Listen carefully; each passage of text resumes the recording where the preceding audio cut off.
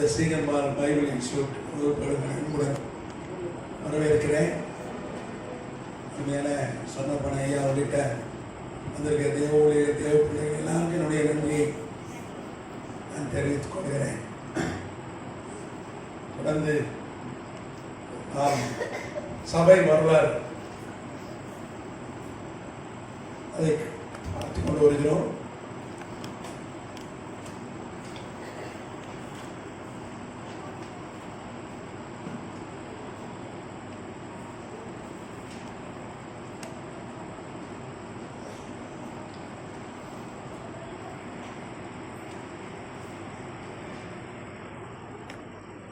அந்த 7 சபைக்காரர்கள்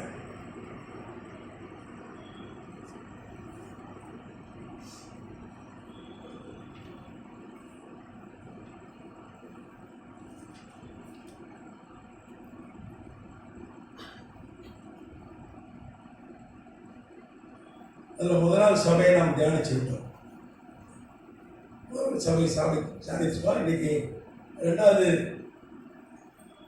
சபை குறித்து தியானிக்க போகிறோம். வெளிப்படுத்தின விசேஷம்.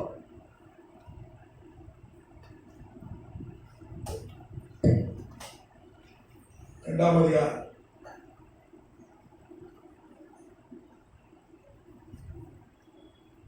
8 வாசிங்க.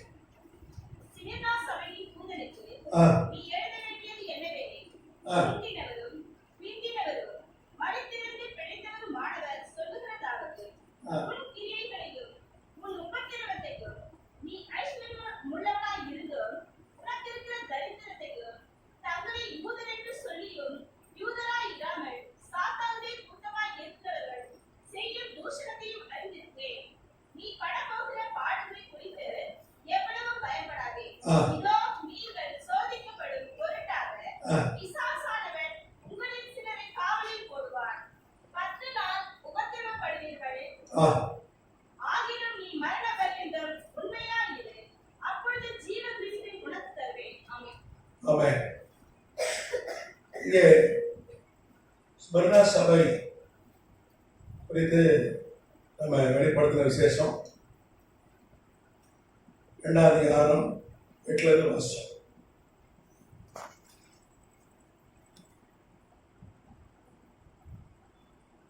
ரெண்டுல இருந்து 10 வரைக்கும் வாசிச்சோம். நீங்க ஸ்மரணா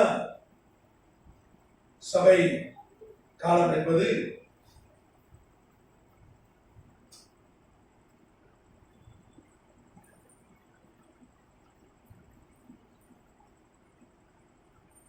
கிபி 101 முதல் கிபி 7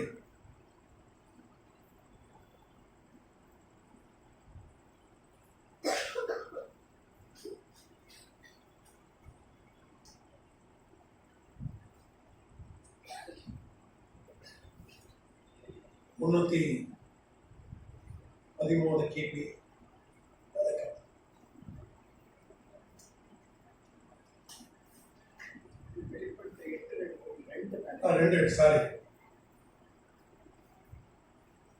2:8 ஸ்மரணா அப்படின்னா என்ன அர்த்தம்னா வெள்ளை போனான்னு அர்த்தம். ஸ்பெர்னா என்கிற வார்த்தை வெள்ளை பணம் ஒரு மரத்துல இருந்து எடுக்கிறோம், ஸ்ரீலந்தா எடுக்கிறோம். ஆனால் விலை வந்தது அது ஒரு காஸ்ட்லியான ஒரு மரம், அதுதான் வெள்ளை பணம் எடுக்கிறாங்க. ஆண்டவராகிய இயேசு கிறிஸ்து இந்த பூமியிலே மனிதனாய் வந்து பிறந்த பொழுது அவருக்கு 3 விதமான பரிசுகளை கொடுத்தாங்க. எல்லாம் கொடுத்தாங்க.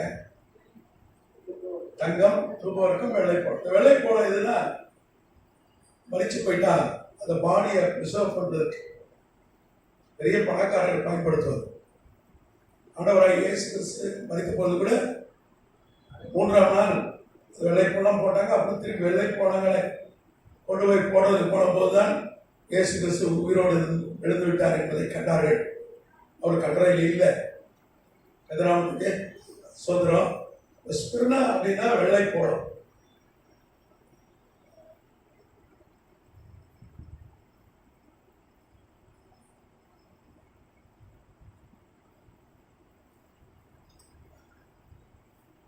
நம்ம இங்கிலீஷ்ல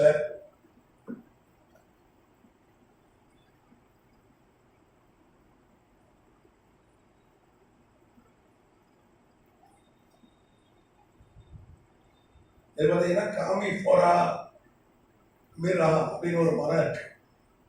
அதுல தான் இதை தயாரிக்கிறாங்க.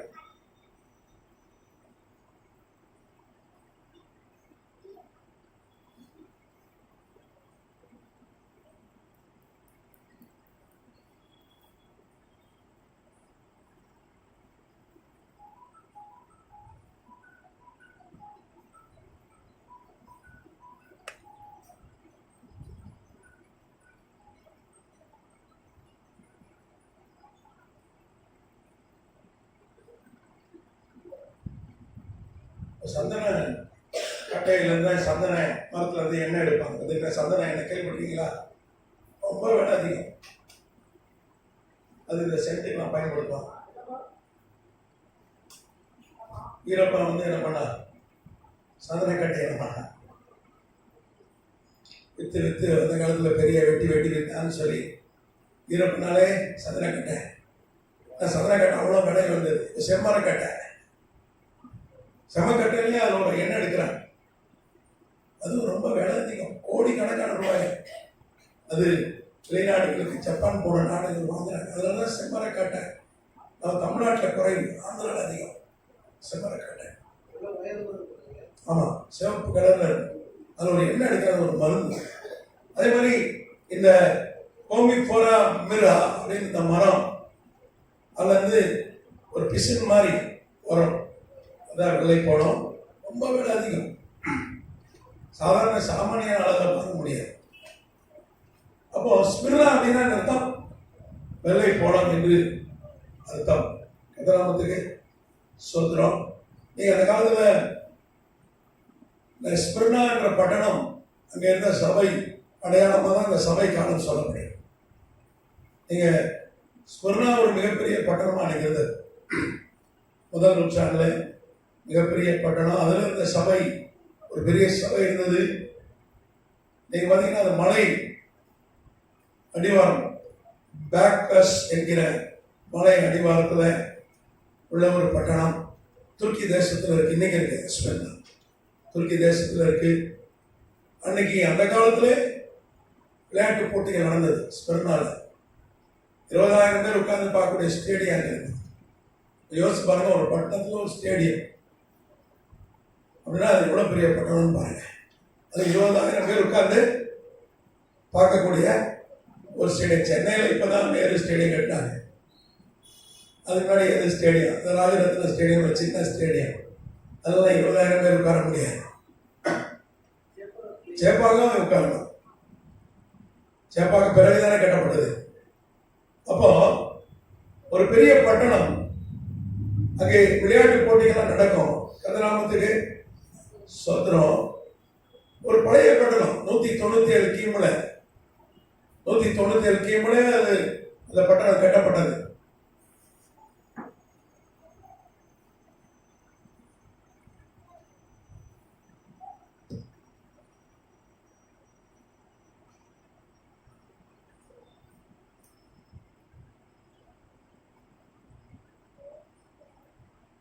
இந்த பட்டணம் கட்டப்பட்டது ஒரு மிக பழமையான பட்டணம். இப்ப சென்னை பார்த்தீங்கன்னா ஒரு 150 வருஷம் தான் ஆகுது சென்னை பட்டணம். அது மாதிரி ஒரு சாதாரண ஒரு மீனவ கிராமம். நம்ம தோமால இருக்கும்போது அவர் அந்த மீனவ கிராமத்தில் தங்கி இருந்தா என்ன பண்ணார், அவர் ஊழியம் செய்தார். அவ்வளோ ஒரு சின்ன கிராமம். எனக்கு தெரிஞ்ச சென்னை நான் சிறு வயதாக இருக்கும்போது வந்த வழியே கிராமம் மாதிரி தான் இருக்கும். அடையாறு கிராமம் தான். இன்னைக்கு பறந்து விரிந்து மகாபலிபுரம் வரைக்கும் இந்த பக்கம், அந்த பக்கம் செங்கல்பட்டு வரைக்கும், அந்த பக்கம் ஸ்ரீபெரும்புதூர் வரைக்கும் ஒரு 800 தாண்டி போயிடுச்சு. ரொம்ப பிரமாண்டமான ஒரு வளர்ச்சி சென்னை.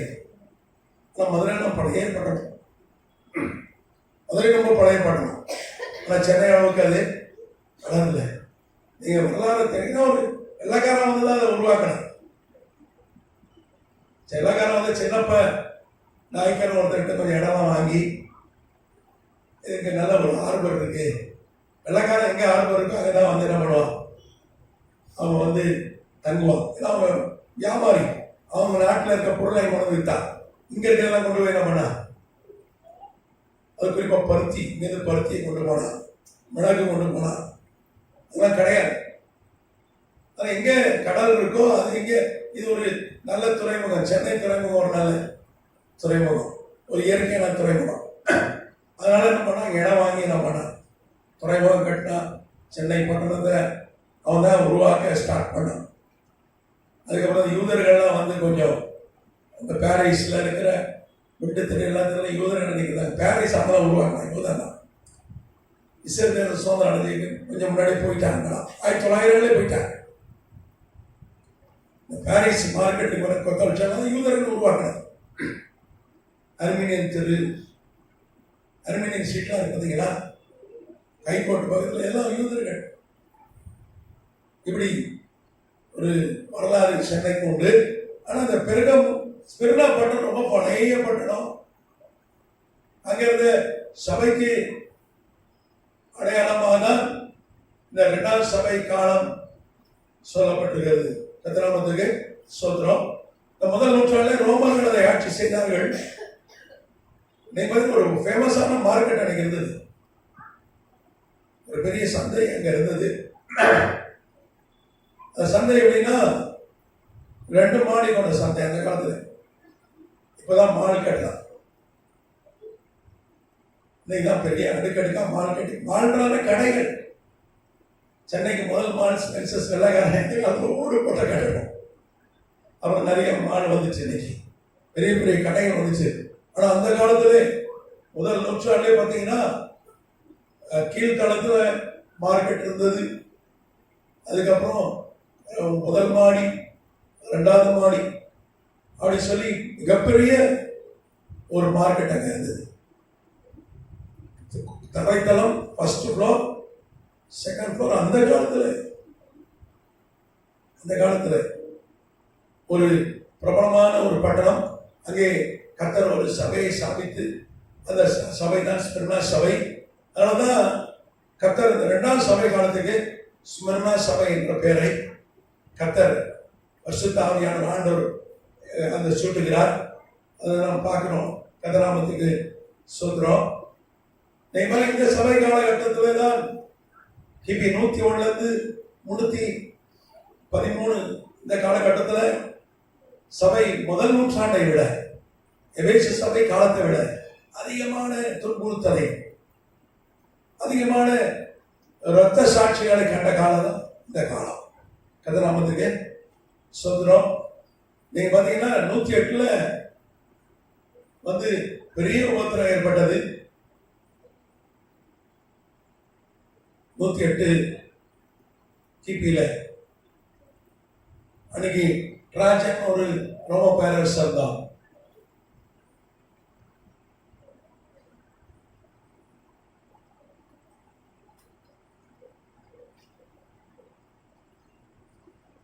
ரோம பேரரசர்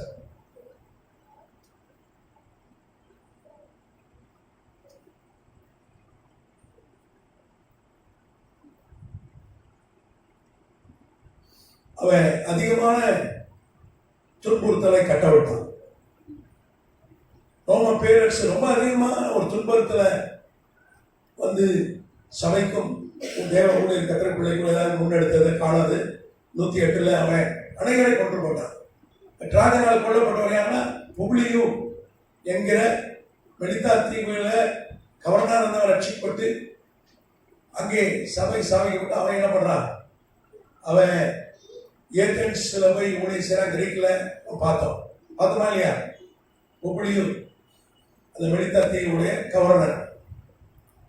பவுல் அங்கே போனது நிமித்தம் அங்கே கர்த்தர் அற்புதம் செய்திருந்தாங்க. அது குறிப்பாக தந்தையார் மரணப்படுக்கையில் இருக்கிறார், கர்த்தர் சுகமாக்குறார். அங்கே ஒரு சபை சமைக்கப்படுகிறார். அந்த சபைக்கு அவனா மெய்ப்பனாக தலைவனாக இருந்தான். வரலாறு சொல்லுது. இன்னைக்கு புப்ளியுடைய சிலை நீங்க மெலிதா, நீங்க மால்டா, ஐரோப்பா தேசம், ஒரு தீவு தேசம், அது தனி நாடு. 1964 சுதந்திரம் பெற்றிருக்கிற ஒரு தனி நாடு. ஒரு 7 லட்சம் பேர் இருக்காங்க இந்த மால்டால.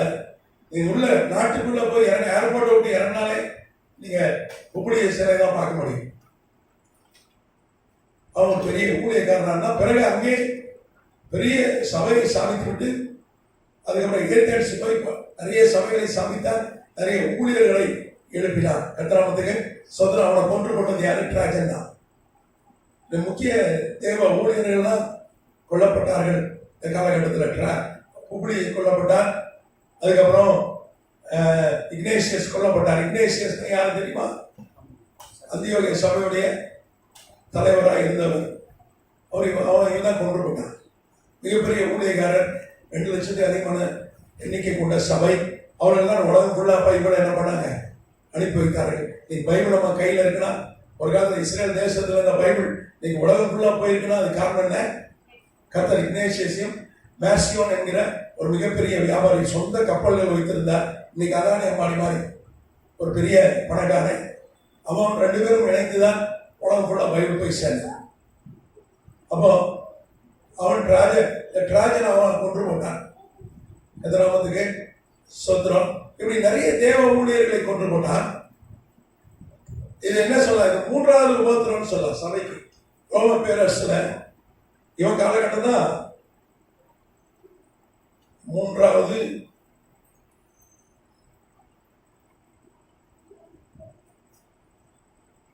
காலம் சொன்ன. அதுக்கப்புறம் பிற்பாடு பார்த்தீங்கன்னா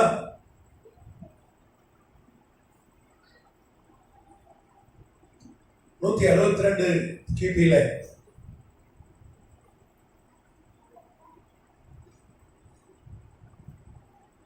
ஒரு அரசவனா பேர் மார்க்கஸ் ஆரிலியஸ் ஆண்டோனியஸ்.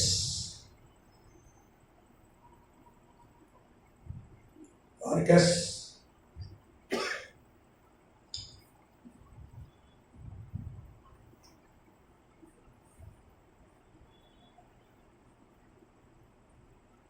Antonius.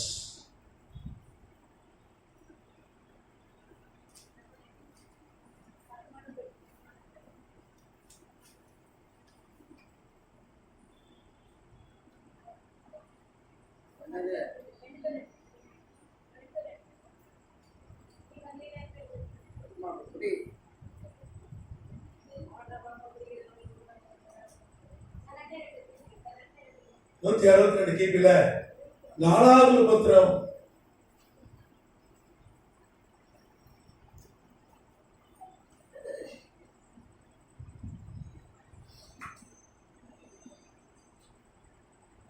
இவர் தலைமையில ரோம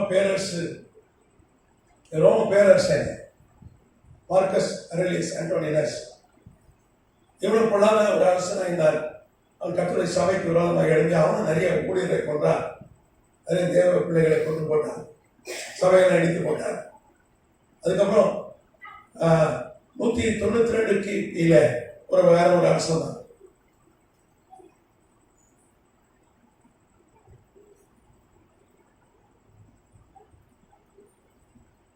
அவன் பேர் பார்த்தீங்கன்னா செவரஸ்.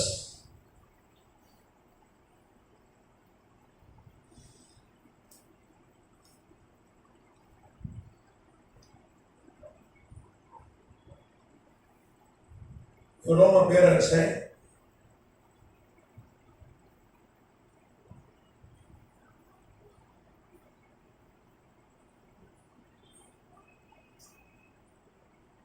நீங்க எபேசு சபை காலத்துல முதல் 2 உபத்திரங்கள், அது குறிப்பா நீரோ மன்னன் காலத்துல ரொம்ப அதிக உபத்திரம், நிறைய ஊழியர்கள் கொண்டா. பேதுருவ, அப்புறம் பவுல, நிறைய ஊழியர்கள் கொண்டு போட்டான். சமாரிய ஸ்ரீ அவன் பேர் போர்டினி.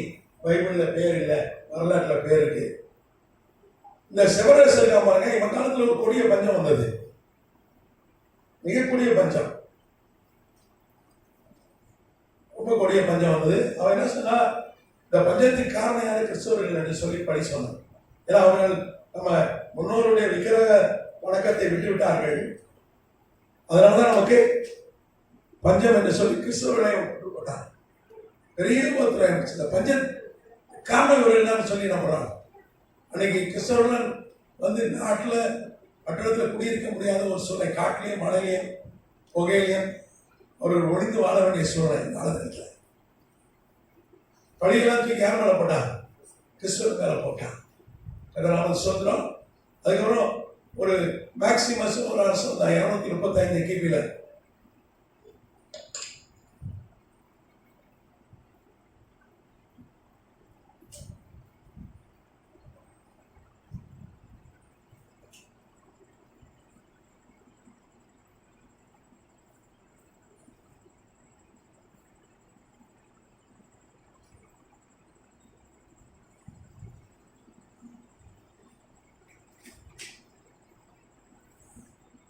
மேக்சிமஸ் பேரஸ் இருந்த பொழுது 6வது உபத்திரவம் கட்டப்பட்டது.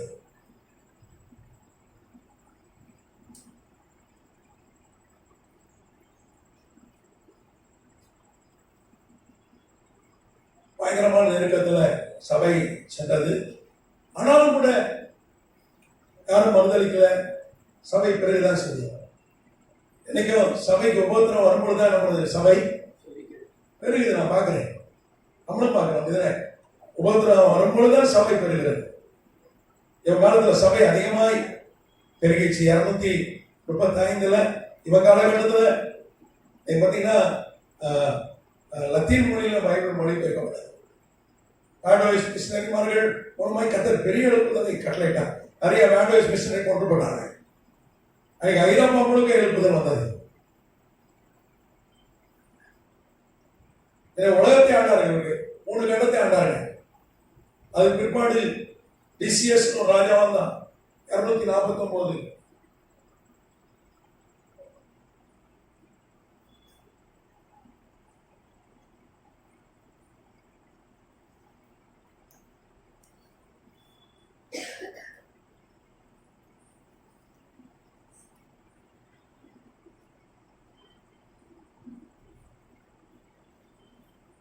இவன் காலத்துல 7வது உபத்திரம் கட்டப்பட்டது.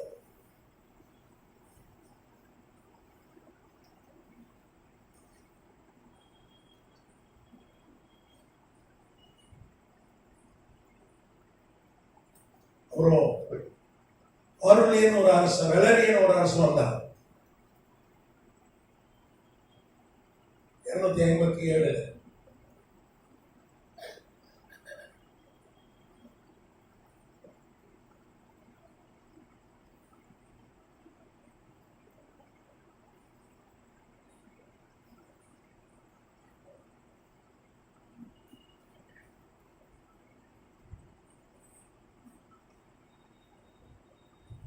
எட்டாவது உபத்திர காலம். கிறிஸ்தவ சிலுவையில் அறைந்தான். கிறிஸ்தவெல்லாம் அங்கங்கே சிலுவையில் அறையப்பட்டார்கள். என் காலத்துல கர்த்தருடைய பிள்ளைகள் விசுவாசிகள் கொல்லப்பட்டார்கள். அதுக்கப்புறம் பாத்தீங்கன்னா ஆருணியன் ஒருத்தன் வந்தான்.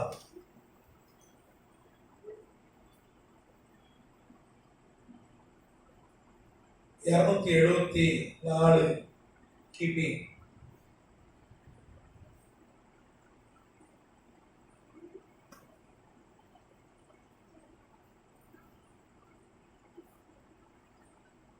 அருணியன்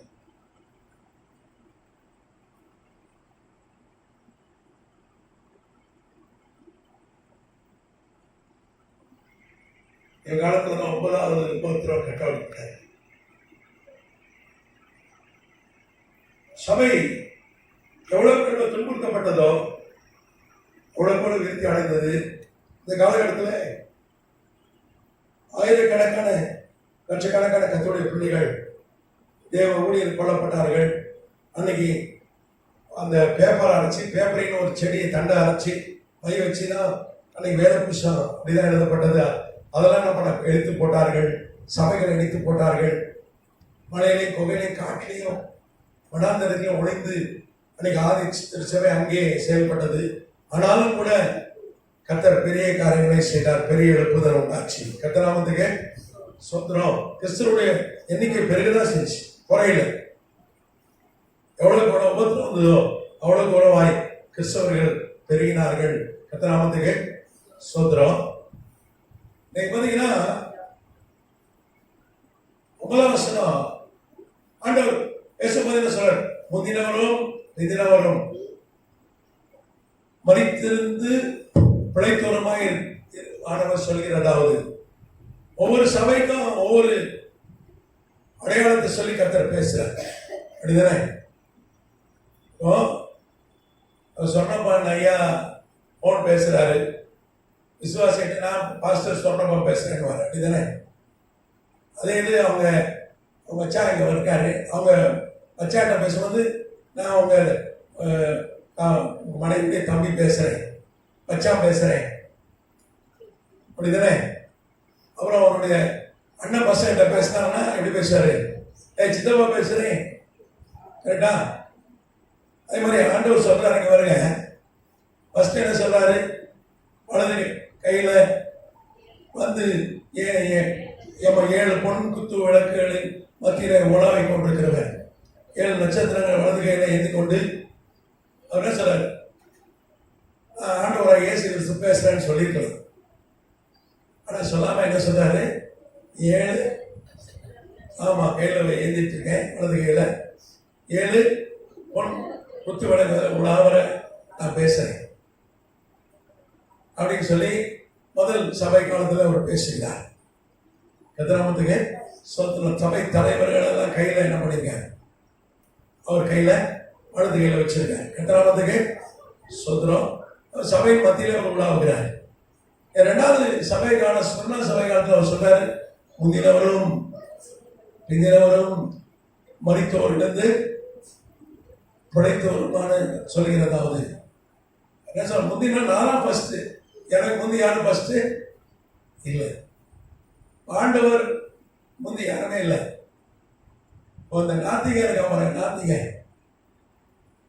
அதெல்லாம் என்ன சொல்றான்னா தானாவே உருவாயிடுச்சு அப்படின்னு சொல்லிட்டு இருந்தான். இப்ப என்ன சொல்றாங்க? விஞ்ஞானம் ரொம்ப வளர்ந்துச்சு.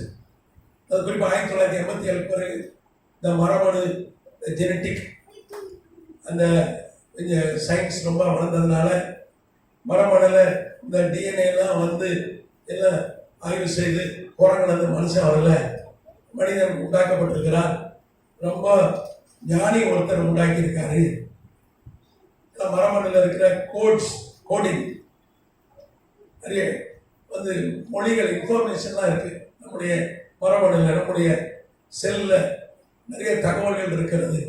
இதெல்லாம் பார்த்துட்டு இப்போ விஞ்ஞானிகள் சொல்றாங்க. அதுவும் குறிப்பா உலகத்தில் புகழ்பெற்ற இந்த மாலிகுலர் பயாலஜி இந்த ஜெனட்டிக் விஞ்ஞானினா ஒருத்தர் பிரிட்டன்ல இருக்கார்.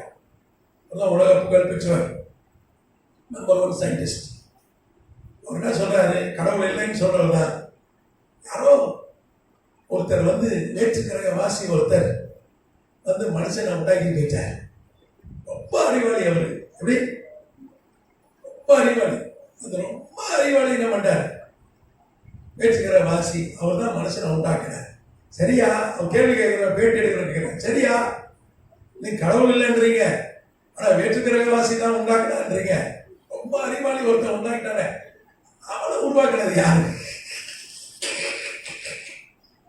அப்படின்னு கேள்வி கேட்கிறான். பதில் சொல்ல முடியல. ஒரு பிரபல டெலிவிஷன் சேனல்ல ஒரு கேள்வி கேட்கிறாங்க. ஒரு கடவுள் இல்லைன்னு சொல்றவர், புகழ்பெற்ற விஞ்ஞானி, நோபல் பரிசு பெற்ற விஞ்ஞானி. இன்னைக்கும் அவர் தான் அந்த மரபணு விஞ்ஞானத்துல நம்பர் 1. அவரால் பதில் சொல்ல முடியல. இங்கே வேற்று கிரகத்துல இருந்து ஒருத்தர் வந்து என்ன பண்ண, அவர் தான் கடவுள், ஒரு ஞானம் உள்ளவர் வந்து உண்டாக்கிட்டார்ல, அவர் கடவுள் ஆண்டவர். இந்த ஆத்திகன் ஏதாவது சொல்லிட்டே இருப்பாங்க, கடவுள் எப்படி யார் உண்டாக்கினவரை அப்படி கேட்பான்.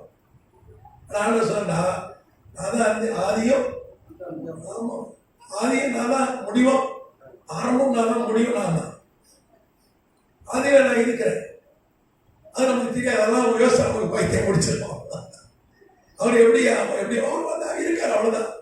தேவன் அவரை யாரும் சிருஷ்டிக்கவில்லை, அவர் யாரும் சிருஷ்டிக்கப்படவில்லை. அதான் சொல்ல, இப்ப நான் தான் முந்தினவர், நான் தான் பிந்தினவர், நான் தான் வந்து மரித்து இருந்து பிழைத்தவர், உயிரோடு எழுந்து காண்பித்ததெல்லாம் முதல் ஆள் நான் தான். ஏன்னா வேதம் சொல்லுது முதற் பலன் அவர். அவர்தான். நீங்களும் பரிச்சை அந்த மாதிரி நான் உயிரோடு எழுப்புவேன், நான் அடைந்த இந்த மகிமையான சரியத்தை உங்களுக்கு கொடுப்பேன். ஏன்னா பிலிப்பியர் 3வது அதிகாரம் அப்படிதான் சொல்லுது, கடைசி வருஷம். ஆண்டவர் இயேசு கிறிஸ்து தான் தனக்கு ஏற்படுத்தி கொண்ட மகிமையான சரீரத்தை நமக்கு உயிர்த்தெழும் போது கொடுப்பார். ஒரு அழியாத ஒரு சரீரத்தை நமக்கு தன்னை போல சரீரத்தை கொடுப்பார். அவரோட சற்று குறைந்த சற்று பலவீனமான சரீரம் அல்ல, தரம் குறைந்த சரீரம். தான் என்ன சரீரத்தை தனக்கு ஏற்படுத்தி கொண்டாரோ அதே சரீரத்தை கொடுப்பேன் சொன்னார். அதான் ஆண்டவர் திட்டம், நீங்களே என்ன மாதிரி மாறணும், உங்களை என்ன போல மாற்றணும். ரட்சிப்பின் திட்டம் என்ன? ஆதாம ஏவாள சாகாதவளை உண்டாக்கினார். ஆனா பாவம் செய்யனால சாவு வந்துச்சு. அதை ரிவர்ஸ் பண்ணணும். சாவ திருப்பிய மனுஷனை சாகாதவனா மாத்தணும். அவர் என்னென்ன ஜீவிக்கிறோம். அதுக்கு என்ன வழி? அவரே மனிதனாய் வந்து ரத்த சிந்தி மறித்தார். பிசாசின் தலையை நசுக்கினார். மரணத்தின் அதிகாரியாக பிசாசை என்ன பண்ணார்? அவனை ஜெயித்தார். கர்த்தராமத்துக்கு சோத்திரம். அதுக்கப்புறம் உயிர் கிடந்து காண்பித்தார். மனுஷன் பாவத்தின் சம்பளம் மரணம், அதை மாற்ற முடியாது. நித்திய ஜீவன் இந்த உலகத்துல இல்ல, இனி வரும் உலகத்துல தான் நித்திய ஜீவன். புதிய வானம் புதிய பூமியில தான் நித்திய ஜீவன். இந்த உலகத்துல நித்திய சில பிரசங்கமார்கள் நித்திய ஜீவன் இங்கே உண்டு, இங்கே நம்ம சாபம் இருக்கோன்றாங்க. வித்தியாசமா தான் சிலர் எல்லாம் பேசுறாங்க. எதுக்கு வேணுமே பேசுறாங்களா இல்ல அறியாம பேசுறாங்களான்னு தெரியல. சிலர் புகழடையணும்னு பேசுறாங்க. எனக்கு வித்தியாசமா சொன்னாதான் என்ன பண்ணுவாங்க? ஃபேமஸ் ஆவாங்க. அப்படிதானே? நேற்று சைனால ஒரு வாலிப பிள்ளை, ஒரு 22 வயசு இருக்கவங்க, அந்த பிள்ளை எல்லாரும் யூடியூப்ல ஃபேமஸ் ஆகாங்க, நானும் ஃபேமஸ் ஆக போறேன் அப்படின்னு என்ன பண்ணுச்சு, 10 மணி நேரம் தொடர்ந்து சாப்பிட போறேன்னு சொல்லி ஒரு வீடியோ போடுச்சு. எவ்வளவு நேரம்? 10 மணி நேரம். ஒரு புதுசில் மெதுவாக சாப்பிடுவாங்க, 1 hour சாப்பிடுவாங்க. மெதுவாக சாப்பிட்றது தப்பு ஒன்றும் இல்லை, கடற்கடை சாப்பிட்றது நல்லது இல்லை. சிலலாம் கண்ணை மூடி திறக்கல, பிளேட்டை காலி பண்ணி கைகட்டு போயிடும். ரொம்ப ரிஸ்க் அது. அது உடம்புக்கு நல்லது இல்லை. கொஞ்சம் ரசித்து சாப்பிடுது. சகோதரிமார்கள் கொஞ்சம் மெதுவாக சாப்பிடுவாங்க. இப்போலாம் பேசி பேசி முக்கியமாக செல்ஃபோன் பார்த்து சிலவெல்லாம் 2 hour கூட சாப்பிட்றோம். கையெல்லாம் காய்ச்சிருது. ஒரு கையை ஊற வைக்க வேண்டியது தண்ணியில். ஆனால் எங்கள் அம்மா அப்படி இல்லை, எல்லா விதமான உணவு வச்சு 10 மணி நேரம் சாப்பிடுச்சு. சிக்கனு, மட்டனு, பீஃபு, போருக்கு எல்லாம் உட்காந்து கடைன்னு சாப்பிடுச்சு. செத்து போச்சு. உங்க வீட்டில் எவ்வளோ சொல்லியிருக்காங்க வேண்டாமா? இல்லை, நான் புகழ் அடையணும். அவன் பாரு 1 லட்சம் பேர் பார்க்குறான், வேண்டிய அவன் 10 லட்சம் பேர் பார்க்குறான். நீ செத்து போயிட்டாலே இப்போ. ஆனால் நிறைய பேர் பார்த்துட்டான். உயிரோடு இருக்கும்போது பார்க்கல, செத்து போன போது என்ன பண்ணிட்டேன்? 10 மணி நேரம் கடகடன் தின்னா என்ன ஆகும்? உயிர் போயிடுச்சு. சிலவெல்லாம் செத்தாலும் பரவாயில்ல புகழடைஞ்சா போதும் அப்படின்ட்டு சிலவெல்லாம் கிறுக்குத்தனம்லாம் நிறைய பண்ணான்.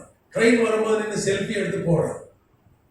இப்போ சமீபத்தில் ராஜஸ்தான்ல ஒரு புதுமண தம்பதிகள் கல்யாணத்துக்கு முன்னாடி இப்போ ஃபோட்டோ ஷூட் பண்ண வைக்கிறார். இப்போ கல்யாணத்தை ரொம்ப இது வெள்ளைக்கார ஸ்டைல். வெள்ளைக்காரன் அமெரிக்காக்காரன் என்ன பண்ணுவான்? கல்யாணத்துக்கு முன்னாடி என்ன பண்ணுவான்? இது நம்ம ஃபோட்டோ எடுப்போம்.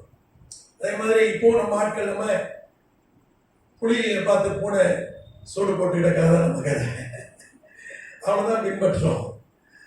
இப்போ எல்லாரும் கல்யாணத்துக்கு முன்னாடி ஃபோட்டோ ஷூட், கேமரா, இந்த ஸ்டுடியோ வச்சிருந்ததுன்னா நிறைய செலவு. இப்போ கல்யாணத்தில் அதுக்கு ஒரு பெரிய பேமெண்ட். கல்யாணத்துக்கு முந்தி ஒரு ஃபோட்டோ ஷூட், கல்யாணத்துக்கு பிந்தி ஃபோட்டோ ஷூட். ராஜஸ்தானில் ஒரு உயரமான ஒரு 100 அடி உயரமான ஒரு இடத்துல ஒரு பாலம் இருக்கிறது.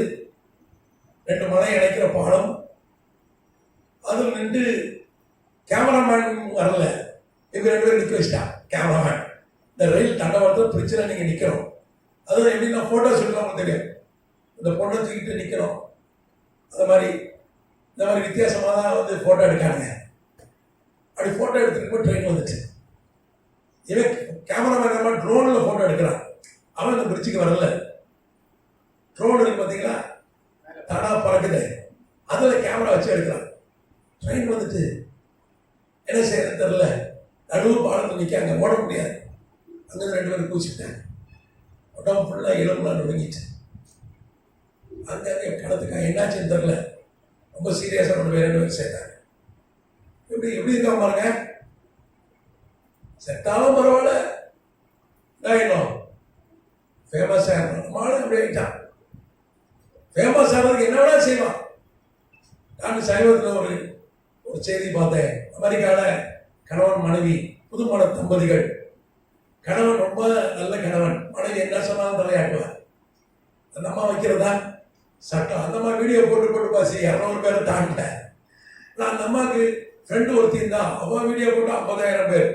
அதனால என்ன சொல்லிச்சு, எனக்கு ஜாஸ்தி வீடியோ எண்ணிக்கை வேணும், அதனால புருஷனை கூப்பிட்டு சொல்லிச்சு, நான் வந்து துப்பாக்கியால் சுடுவேன், நீ என்ன பண்ணணும், புக்கை நெஞ்சில் வச்சுக்கணும். என்ன எதை வச்சுக்கணும், ஒரு தடி புக்கு, காலேஜ் படிக்கிற பிள்ளைங்க தடி புக்கு வச்சிருப்பாங்க, ஒரு புக்கை பைபிளோட 2 மடங்கு தனியாக இருக்க புக்கை நீ நெஞ்சில் வச்சுக்கணும். நான் என்ன பண்ண போறேன், சுடுவேன், அதை வீடியோ எடுத்துடணும், பாரு நான் ரொம்ப ஃபேமஸ் ஆயிடுறேன் அப்படின்னா. புருஷக்கார சொல்லி பார்த்தாம்மா, நீ நெஞ்சில சொல்ற என் மண்டையில சுட்டா என்ன பண்ணுறது, அதெல்லாம் முடியாது, இல்லைன்னா நான் என்ன பண்ணேன், எனக்கு செத்துருவேன் அப்படி இப்படின்னு சொல்லி மிரட்டோம்னா, புருஷக்காரன் பாவம் அப்பாவி ஒரு இளிச்சவாய் ஒரு அடிமை சிக்கியிருக்கா. எல்லாரும் அப்படி இல்லை, ஏதோ 1-2 பேர் இருக்கா, அவருக்காலே அடிமை இருக்கா, ஒரு அடிமை மாட்டியிருக்கா. கரெக்டாக தான் சுட்டா, புக்கில் தலையில சொல்ல, ஆனாலும் சேர்த்துட்டான். ஏன்னா துப்பாக்கி கொண்டு புக்குள்ள போய் அவன் நெஞ்சை கிழிச்சிட்டான். இப்போ அவன் ஜெயிலில் இருக்கான். ஆனால் இப்போ ரொம்ப ஃபேமஸாக இருக்கா. நம்ம இந்தியா வரைக்கும் அவன் புகழ் பரவி இருக்கு. கதிராமத்துக்கு சோத்திரம். இப்போ கள்ள போதனைகள் நிறைய வந்துச்சு, அன்னைக்கு. ஆனால் ஆதி திருச்சபை தூய்மையான சபை அந்த காலத்தில். இந்த காலத்தில் மரியாள் வணக்கம் வரல, ரோமன் கேத்தலிக் சபை கிடையாது, சிலை வணக்கம் இல்லை, சபை தூய்மையான சபையா இருந்தது. கதிராமத்துக்கு சோத்திரம். அதுக்கப்புறம் பார்த்தீங்கன்னா 10ஆம் வசனம் நீ வாசிக்கலாம். நீ படம் பார்க்கிற பாடல்களை குறித்து எவ்வளவு பயப்படாதே, நீங்கள் சோதிக்கப்படும் பொருட்டாக பிசாசானவன் உங்களில் சிலரை காவலில் போடுவான். எவ்வளவு நாள் உபத்திரப்படுவீங்க? 10 days. கழிச்சிடலாமா? போட்டோ எடுத்து சீக்கிரம் ஒரு போட்டோ எடுத்து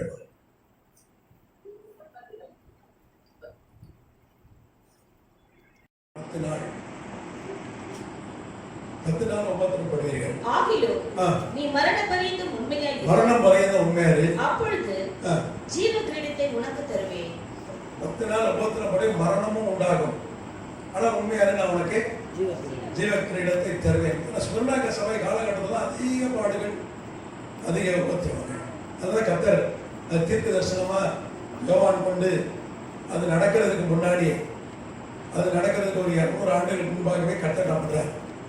யோவானை கொண்டு சொல்றேன், ஸ்மிர்னா சபை காலம் ரொம்ப பாடு உள்ள ஒரு சபை காலம்.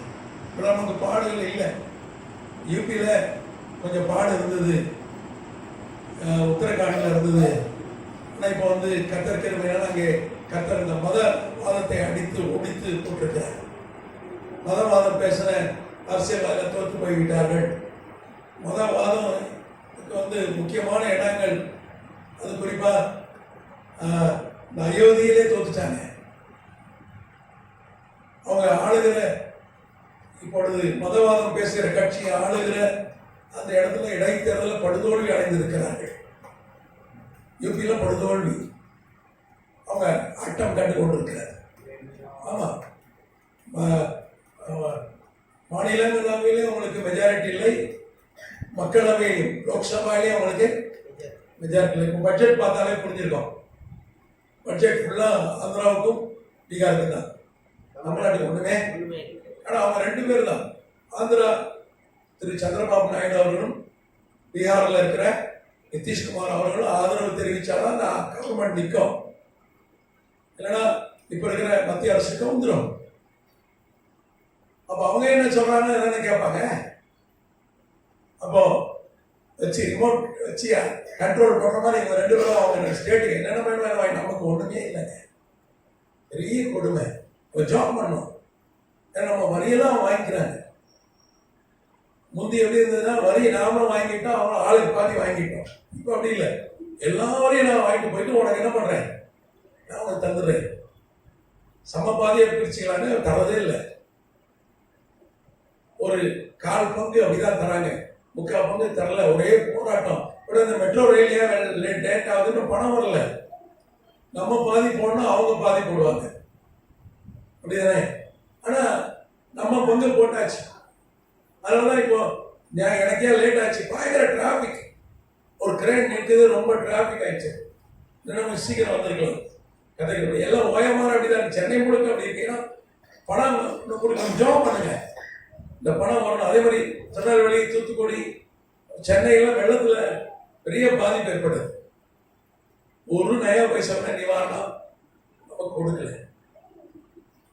ஆனா கத்த நம்ம பணம் இல்லைன்னா கூட நம்ம தமிழ்நாட்டை கத்தர் ஆசீர்வதிச்சிருக்காங்க. 96% நல்ல 3 வேளை சாப்பிடுறவங்க இருக்காங்க. இந்தியாவிலே 3 வேளை நல்லா சாப்பிடுறவங்க இருக்காங்க. ஆமா, அதிக பட்டி இருக்கிற குஜராத்தில் இருக்காங்க. 33% பேர் தான், 133 பேர் தான் 3 வேளை சாப்பிடுறாங்க. குஜராத்தில் பொறுமை. இப்போ இந்த மதவாதம் பேசுகிற கட்சிகள் எங்கெல்லாம் ஆட்சி செய்யறாங்க, அங்கெல்லாம் மக்கள் கஷ்டப்படுறாங்க. ஒன்றும் உருப்படியா இல்லை. இப்போ பட்ஜெட்ல பாத்தீங்கன்னா இது பணக்காரர்களுக்கான பட்ஜெட். அதானே அம்மாடி போன்றவர்களுக்கு வரி சலுகை. சாதாரண ஒரு 50,000 சம்பளம் வாங்குறவங்க கட்டுற வரியை கூட அவங்க கட்டுறதில்லை. நீ கரெக்டா பிடிச்சிருவான். நீ கட்டணும்னு அவசியம். அவங்க சம்பளத்தை என்ன பண்ணிடுவான், முதல்ல டிடிஎஸ் பிடிச்சிருவான். அப்புறம் நீங்க இல்ல நிறைய பிடிச்சிட்டீங்க, நீங்க என்ன பண்ணணும், போட்டு கிளைம் பண்ணணும். ஆனால் அவர்கள் இல்லை, அவங்க மேலும் மேலும் பணக்கார ஆகிட்ட வரி குறைப்பு, வரி குறைச்சிட்டான். பணக்காரன் இப்போ 5000 கோடி செலவு பண்ணி கல்யாணம் நடத்துறான். அவனுக்கு என்ன கஷ்டம்? 5000 கோடிங்க. கல்யாண வீட்டுக்கு வந்த எல்லாருக்கும் 2 கோடி ரூபாய் ஆச்சு. நம்மளாம் ஒரு 100 ரூபா தட்டு கொடுத்தாலே பெரிய இடத்துக்கு கல்யாணம்ப்பா, கல்யாணம் முடிஞ்ச போது ஒரு 100 ரூபா தட்டு கொடுங்க, வாழ்த்திட்டு போவோம். என்ன செஞ்சாரியா கிராண்டா செஞ்சாரு, அவன் 2 கோடி ரூபாய்க்கு ஆச்சு கொடுங்க. ஒரு பக்கம் அதே இந்தியாவில் ஒரு வேலை சாப்பாடு போன திங்கிறதுக்கு ஆள் இல்லாமல் இருக்காங்க. ஆனால் ஒரு பக்கம் 5000 கோடி செலவு பண்ணி கல்யாணம் நடத்துறவங்க இருக்காங்க. தங்க விலையை குறைச்சிருக்காங்க. பணக்காரன் தங்கம் வாங்குவான், ஏழை தங்கம் வாங்குவானா? தங்க விலை குறைஞ்சி என்ன லாபம்? பெட்ரோல் குறைச்ச கூட கொஞ்சம், டீசல் குறைச்ச கூட லாபம். நம்ம ஜாப் பண்ணோம். இதெல்லாம் சொல்லி நீங்க என்ன பண்ணோம், ஜெபிக்கணும். ஜெபம் தான் நமக்கு ஜெயம். கர்த்தராமத்துக்கு சோதனை. கர்த்தர் என்ன பண்றாரு, ராஜாக்கள் இருந்தவங்களை திருப்புறாரு. நம்ம ஜெபிக்க ஜெபிக்க நம்ம தேச ஆசைகள் இருக்கணும், நம்ம மாநில ஆசை கூட. குறிப்பாக அந்த நீட் தேர்வு பார்த்தீங்களா, கொடுமைனா கொடுமை. நம்ம தமிழ்நாட்டில் அவ்வளோ ஸ்ட்ரிக்டா நடத்தினாங்க. காதல கம்மல் போட்டாலும் அவுத்துட்டு போயிடணும், முடி விரிச்சு போட்டணும், கொண்டை போட்டணும், விரிச்சிடணும். அதுக்கப்புறம் ஃபுல் ஹேண்ட் சுடிதார் போட்டால் கையை வெட்டிடுவாங்க, கத்திரிக்கோட வெட்டிப்பான், இங்க வெட்டிடுவான். ஆனா அங்க வரல, நீட் தேர்வு வீட்டுல வச்சு எழுதிட்டான், அவனே மார்க் போட்டான், எல்லாம் ஆல் பாஸ். அதாவது ஒருத்தி 2 மார்க் வாங்கினான் பிளஸ் 2ல. எத்தனை மார்க்கு? ஆனா நீட் ஃபர்ஸ்ட். பிளஸ் 2ல வெறும் 2 மார்க் வாங்கின ஒரு பெண், வாட் இஸ் யுவர் நேம் கேட்டா, அல்ல அப்பாரியும் கேட்டா அவன் பேர் சொல்றான். அவாரியூனா ஃபைன் சொல்லுவோம், அப்படிதானே? அவாரியூ அப்படின்னா அவன் பேரு சொல்றா. அந்த அளவுக்கு அறிவு மிகுந்தவாப்பா. அப்போ என்ன, இங்க பயங்கர ஸ்ட்ரிக்டா இருக்கு, அங்க எப்படி இருக்கு? ரொம்ப மோசம்.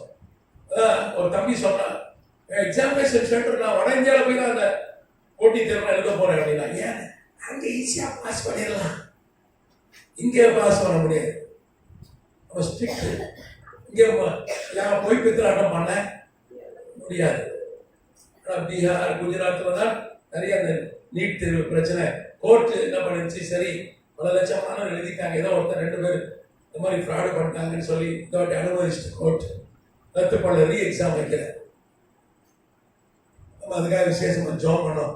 ஒரு காலத்தில் நம்ம தமிழ்நாடு அரசாங்கமே எம்பிபிஎஸ் சீட்டுக்கு கொடுக்குற ஒரு நிலை இருந்தது. பிளஸ் 2ல மார்க் வச்சு நல்ல மார்க் வேணா கொடுத்தாங்க. நீ பிளஸ் 2ல 100க்கு 100 வாங்கினா கூட நீ டாக்டர் ஆக முடியாது. எல்லா பாடத்திலும் 100 வாங்கணும், ஏன்னா நீட்ல நீ பாஸ் பண்ணணும், அது நிறைய மார்க் வாங்கணும். இப்படி பாட்டு அபாரியம் கேட்டா பேரை சொல்ற ஒரு ஆள் டாக்டர் ஆனா என்ன சொல்லுங்க? அவன் இருதயத்தை எங்க தேடுவான்? வயிற்றுல தேடுவான், வயிற்றுல தான் தேடுவான். இங்கே தேட மாட்டான், இடது பக்கம். படிச்சுட்டு வந்து அவன்கிட்ட போனா என்ன ஆகும்? ஆள் சாவது உறுதி. சிலர்லாம் சொல்லுவாங்க, இந்த டாக்டர் போன நிச்சயமா செத்துருவான், உனக்கு பிடிக்கலன்னா அவனை அனுப்பிடுவாங்க. எனக்கு தெரிஞ்ச ஒரு டாக்டர் இருக்காரு, எப்படியும் வாரத்துக்கு ஒரு 10 பேராவது ஊசியை உடச்சிருவார், ஊசி போடுறேன்னு. நிறைய பேர் எனக்கு தெரிஞ்சு, நான் சின்ன வயசா இருக்கும் போது ஒரு டாக்டர் மயிலாப்பூர்ல பல பேருக்கு ஊசி போடுற ஊசியை உடச்சிருவாரு. ஊசி அப்புறம் வெட்டி எடுக்கணும், உள்ள ஊசி போயிருந்துடும். இப்படிலாம் வந்து டாக்டர்மார் கேள்விப்பட்டிருக்கீங்களா? அதெல்லாம் ஒழுங்கா மார்க் வாங்கணும்னு எப்படி இருக்கானா, இப்போ இப்படி வர எப்படி இருக்கான். விசேஷமா ஜெபம் பண்ணோம். இங்க 10 நாள் அளவு உபத்திரம், மரணம் வரைக்கும், மரணம் நேரிடுற அளவுக்கு உபத்திரம் என்று இங்கே சொல்லப்பட்டிருக்கு. கத்திராமத்துக்கு சொல்றோம். நம்ம தீர்க்க தரிசனத்துல குறிப்பா வெளிப்படுத்துற விசேஷம் தானியேல் 7ஆம் அதிகாரம், அப்புறம் என்னாகமத்துல, அதுக்கப்புறம் எசேக்கியேல் தீர்க்கதரிசி புத்தகத்துல எல்லாம் பாத்தீங்கன்னா ஒரு நாள் என்பது ஒரு வருஷத்தை குறிக்கிறது. 40 நாள் ஆண்டவர் 40 நாள் அவர்கள் வந்து இஸ்ரேல் ஜனங்கள் வேவு பார்க்க போனாங்க. அவருடைய தலைவர்கள் வேவு பார்க்க கானான் தேசத்துல போனாங்க. 40 நாள் கழிச்சு வந்து 12 பேர்ல 2 பேர் தான் விசுவாச வார்த்தை, நல்ல வார்த்தை பேசினாங்க. 10 பேர் என்ன பண்ணாங்க? ஐய பிடிக்க முடியாதுனாங்க. ஆனா ஒரு பெரிய பிரச்சனை ஏற்பட்டு கர்த்தர் சொன்னா, நீ இந்த 40 நாளைக்கு ஒரு நாள் ஒரு வருஷம் 40 வருஷம் நான் பண்ணோம், வனாந்தரத்துல சுத்தணும், ஆளும் தேனோட காணானவங்க நான் கொடுக்க மாட்டேன். இப்ப இருக்கிற 20 வயசு மேற்பட்ட எல்லாம் செத்த பிறகு தான் பண்ணுவேன், நான் கொண்டு போய் காணான்ல சேர்ப்பேன். 20 வயசு மேற்பட்ட ஆட்களை கொன்று போடுவேன் சொன்னார். இதுல 2 பேர் தான் உயிரோடு வச்சாரு. யாரு? காலேபும் யோசுவா. இவர்கள் மாத்திரம்தான் 80 வயதானவர்கள்.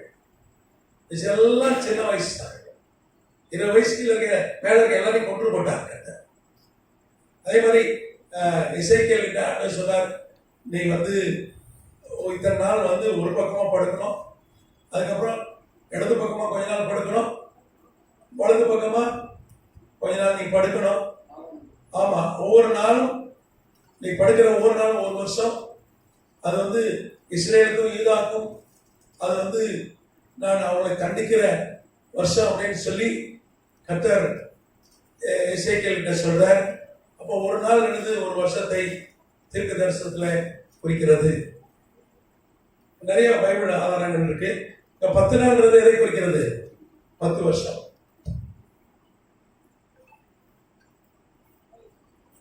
தொடர்ந்து 9 உபத்திரவ காலங்களை குறித்து பார்த்தோம். 10வது உபத்திரவ காலம் ரொம்ப கொடிய உபத்திரவ காலம். இந்த 10 ஆண்டுகள் சபை வரலாற்றிலே, உலக வரலாற்றிலே அந்த மாதிரி உபத்திரம் நடக்கவே இல்லை. 10 ஆண்டுகள்ல நீங்க பாத்தீங்கன்னா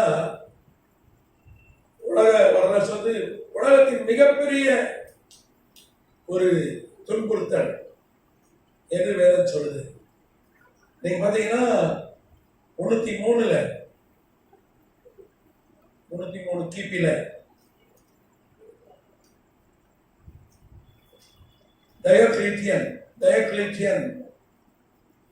டயோக்ளீசியன் கூட சொல்லலாம்.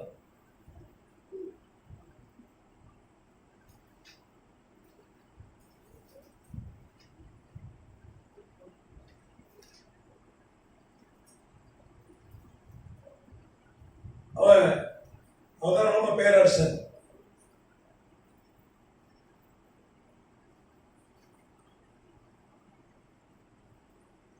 ஏற்கனவே உபத்திரம் போயிட்டே இருக்கு சபையில. அவன் எங்க வரான்னா துருக்கிக்கு வரான். நிக்கோமீடியா என்கிற ஒரு பட்டணத்துக்கு வருகிறார். நிக்கோமீடியா இவர் உலகத்தை ஆண்டார்கள்.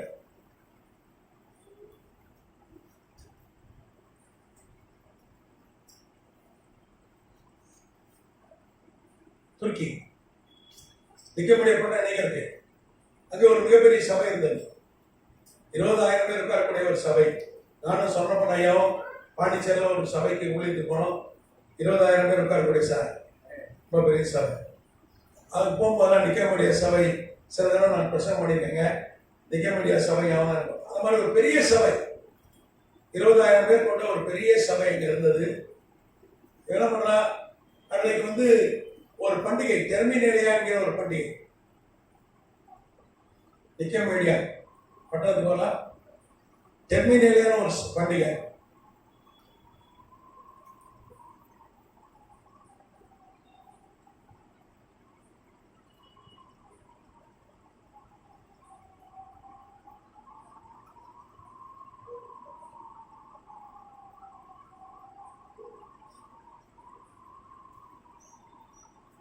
டெர்மினேலியான ஒரு பண்டிகை. அது ஒரு விக்கிரக பண்டிகை. அது ஒரு முக்கியமான பண்டிகை அவங்களுக்கு, ரோமர்களுக்கு. அன்னைக்கு பார்த்தீங்கன்னா பிப்ரவரி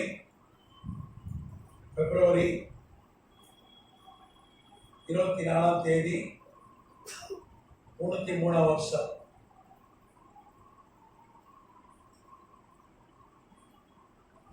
அன்றைக்கு ஒரு சட்டம் போடுறான் திடீர்னு. என்ன சொல்றான்? இந்த நிக்கமேடியா சபை, பெரிய சபை இருக்கு, இவ்வளவு உபத்திரத்தையும் இவ்வளவு பெரிய சபை இருக்கு துருக்கியில. அவர் சொன்ன எல்லா சபைகளும் என்னுடைய சாம்ராஜ்யத்தில் 3 கண்டத்துல எல்லா சபைகளும் நம்ம இடிக்கப்படணும், பைபிள இடிக்கப்படணும், ஊழியெல்லாம் கொல்ல பண்ணணும்னு சொல்லி அப்பவே ஒரு சட்டம் ஆயிடுச்சான். ஒரு கட்டளை சட்டம் எழுதி அன்னைக்கு பாராளுமன்றமா ராஜா அவன் வாயில வந்த சட்டம். ஒரு கட்டளை பிறப்பிக்கிறார். உடனே பார்த்தீங்கன்னா ராணுவம், அவனுடைய ராணுவம் அங்கே நிக்கமேடியாவில் இருக்க அந்த நிக்கமேடியா இருக்க பெரிய சபை, சர்ச் ஆஃப் நிக்கமேடியா சபை 20,000 அன்னைக்கு கவர்மெண்ட் ஹாலிடேன்றதுனால, பொதுவாக கவர்மெண்ட் ஹாலிடே நம்மள என்ன பண்ணுவோம், ஜெபம் வைப்போம். அன்னைக்கு 20,000 பேர் அங்கே உட்காந்து ஆராய்ச்சி கொண்டிருக்கிறார்கள். அந்த சபையுடைய தலைவர் பேர் சிறில் என்கிற ஊழியக்காரர் தான் சபையுடைய தலைவர். ராணுவத்தை அனுப்புகிறார். எல்லா கதையும் மூண்டு என்ன பண்றாங்க, சபையை தீ கொளுத்திடுறாங்க. அன்னைக்கு 20,000 பேர் கறிக்கட்டாங்க. அன்னைக்கு தான் உபத்திரம் ஸ்டார்ட் ஆச்சு. 10 வருஷம் தொடர்ந்து டெய்லி 4,000 பேரை கொண்டு போட்டான். காலை எழுதணும்னு கேட்பான், எத்தனை பேரை கொண்டுறீங்க? ஐரோப்பா, ஆசியா, ஆப்பிரிக்கா 3 கண்டத்துல டெய்லி 4,000 ஊழியர்கள் தேவப்பிள்ளை கொண்டு போட்டாங்க. 10 வருஷத்துல 1 கோடி பேர் கொல்லப்பட்டாங்க. 10 வருஷத்துல உபத்திரம்னா உபத்திரம். இது வரைக்கும் உலகம் கண்டிதான உபத்திரம். இன்னைக்கு உலகத்துல ஏதோ 1-2 பேர் மறிக்கிறார்கள் ரத்த சாட்சியார். ரொம்ப இல்லை இன்னைக்கு ரத்த சாட்சி. வருஷத்துல 1 ஆள் 2 ஆள் அப்படிதான் மறிக்காங்க. அதே பெருசா நம்ம பேசுறோம். டெய்லி 4,000-5,000 பேர் மறித்தார்கள், கொல்லப்பட்டார்கள். சபை இடிக்கப்பட்டது, பைபிள்லாம் இடிக்கப்பட்டது, பல ஊழியர்கள் கொல்லப்பட்டார். அதனுடைய தொடர்ச்சியை நம்ம அடுத்த வகுப்புல பார்ப்போம். டைம் ஆயிடுச்சு. கேள்வி தான் கேளுங்க. கேள்வி இருக்கா?